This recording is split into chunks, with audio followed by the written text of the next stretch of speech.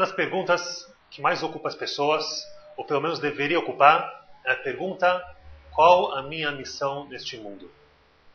Toda pessoa, judeus ou não judeus, tem um sentimento que ele tem um objetivo nesse mundo e tem uma necessidade de procurar qual é o seu objetivo maior. A Torá sim fala pra gente que cada pessoa e pessoa tem um objetivo, tem uma missão no mundo. Uma missão especial que essa pessoa é imprescindível para cumprir essa missão. Nenhuma pessoa no mundo pode cumprir essa missão, somente ela. A pergunta é: qual é essa missão? Como faço para descobrir qual é essa missão? A gente vive nesse mundo durante 70, 80 anos. Infelizmente tem gente que não para pensar, e tem gente que para pensar só no fim da vida, quando não dá mais tempo, talvez, de cumprir essa missão. Qual a tua missão? Para que eu vim para esse mundo? A Torá fala para a gente que existem dois tipos de missões para cada pessoa. Existe uma missão particular e uma missão geral. Vamos começar pela missão geral. A missão geral de cada pessoa depende se ele é um judeu ou não é um judeu. Se ele não é judeu, essa missão geral que ele tem que cumprir nesse mundo é dividida em 7 partes. São 7 mandamentos universais, 7 mandamentos que toda pessoa, não importa se é judeu ou não judeu, tem que cumprir. Talvez em outra oportunidade eu vou falar sobre os 7 mitzvot, 7 mandamentos dos filhos de Noé, do Noah, que são os mandamentos universais. Essa é a parte geral, a missão geral que cada pessoa tem. Já um judeu, fala a Torá, que tem uma missão geral diferente, mais ampla, que é dividida em 613 partes, que são as 613, os 613 mandamentos que tem na Torá. A Torá não é feita só de 10 mandamentos, que estão nas tábuas da lei. Os 10 mandamentos são simplesmente resumos de um número muito maior, que é os 613 mitzvot, mandamentos da Torá, que incluem os 10 mandamentos e muito mais. Inclui, obviamente, não roubar, não matar, acreditar em Deus, mas também inclui mitzvot, por exemplo, mandamentos sobre a terra de Israel, sobre kashrut, comidas que podem ou não podem ser comidas, sobre Shabbat, sobre as festividades, muitas outras coisas, sobre sacrifícios, por exemplo, que hoje em dia não tem mais na prática, mas fazem parte das 113 mitzvot, mandamentos da Torá. E a Torá fala pra gente que é parte da missão geral de cada judeu cumprir todas as 613 mitzvot.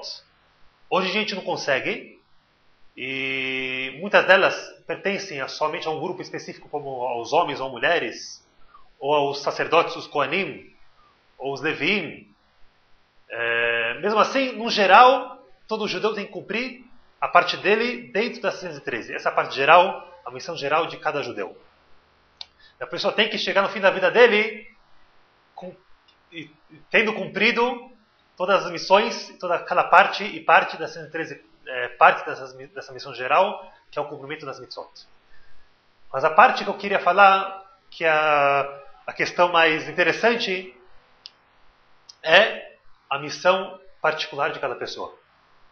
Cada pessoa sim tem uma missão particular. E como a gente faz para descobrir qual é essa missão particular minha nesse mundo?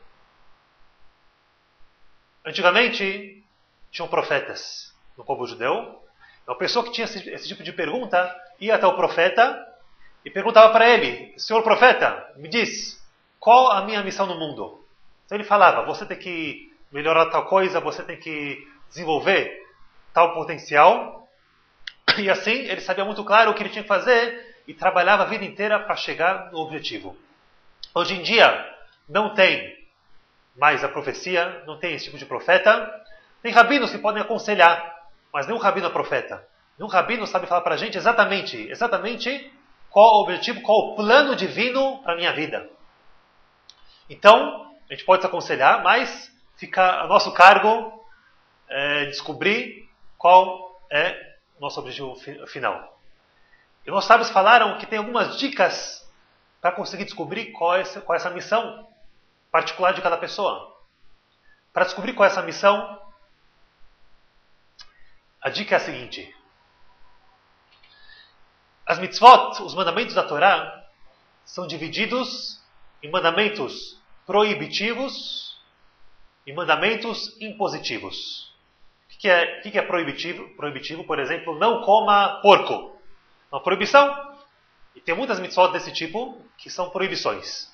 E tem muitas mitzvot que são obrigações. Por exemplo, coma matzá em Pesach. Ou, por exemplo, coloque tefilim todo dia. Ou coloque mezuzá na porta da tua casa. São mitzvot, mandamentos impositivos, obrigatórios.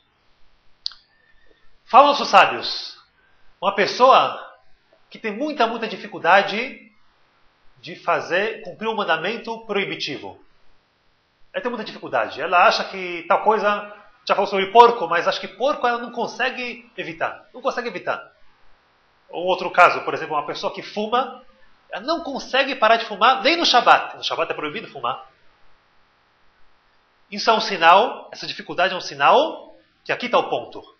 Esse é o ponto, em relação às mitzvot proibitivas, esse é o ponto que ela tem que desenvolver. Que ela tem que trabalhar sobre si mesmo e se desprender de todas as limitações dele e conseguir chegar num autocontrole perfeito em relação a esse ponto. Em relação às mitzvot impositivas, é justamente o contrário.